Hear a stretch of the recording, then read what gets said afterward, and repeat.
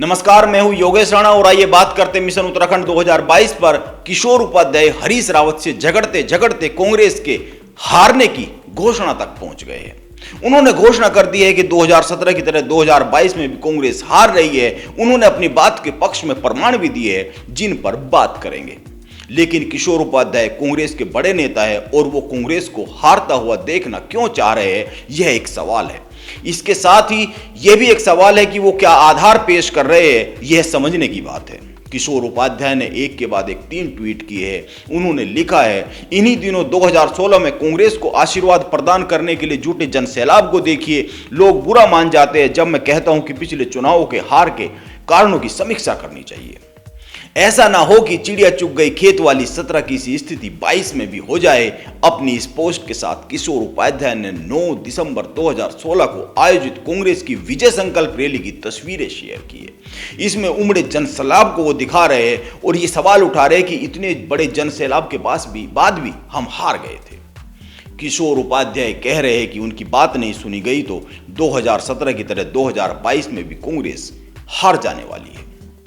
हालांकि उन्होंने अपने किसी भी ट्वीट में यह नहीं कहा है कि उनकी कौन सी बात मानने से कांग्रेस जीतेगी और उनकी कौन सी बात नहीं मानी जा रही है जिस कारण कांग्रेस इस बार भी हार रही है।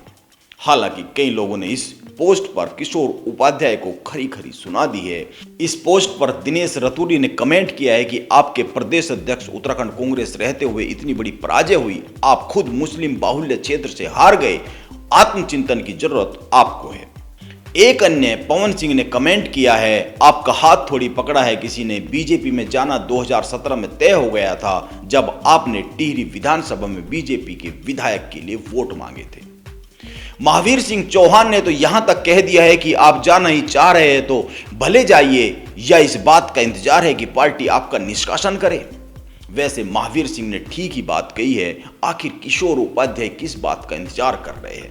और सवाल तो यह भी है कि कांग्रेस ऐसे घोर अनुशासनहीन आदमी को बाहर का रास्ता क्यों नहीं दिखा रही है? यह सोचने वाली बात है।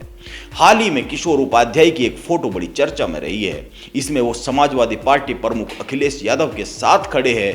अब किशोर उपाध्याय की राजनीतिक समझ इसी बात से पता चल जाती है कि वो अखिलेश के साथ तस्वीर खिंचाने पहुंच जाते हैं, जबकि सपा आज तक उत्तराखंड में एक भी सीट नहीं जीत पाई है विधानसभा की, और भविष्य में भी शायद ही जीत पाए, क्योंकि उत्तराखंड की राजनीति में एक पन्ना रामपुर तिराहा कांड के रूप में भी संलग्न है।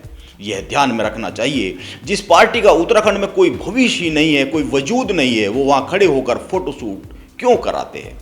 इसका जवाब तो किशोर उपाध्याय ही दे पाएंगे। हालांकि वो केवल तोहमत लगाने का काम आजकल कर रहे हैं, ना तो कुछ सुझाव देते हैं और ना ही कांग्रेस की राजनीति में हिस्सेदारी करते हुए दिखते हैं।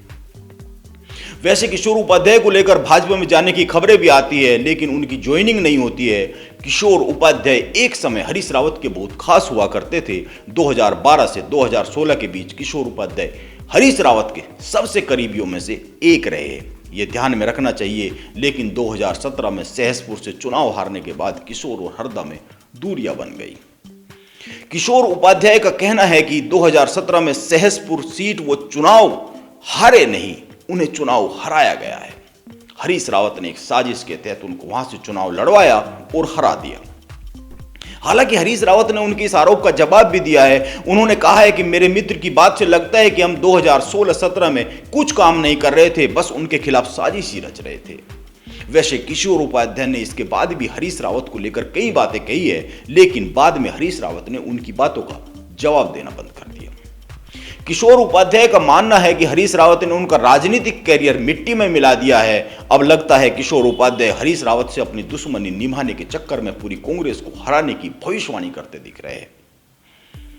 अब यह तो पता नहीं किशोर उपाध्याय कहां जाएंगे, किस पार्टी को ज्वाइन करेंगे या फिर राजनीतिक संन्यास लेंगे, लेकिन यह साफ है कि उनका मन कांग्रेस से ऊब चुका है। नमस्कार, आप बने रहे मेरे साथ।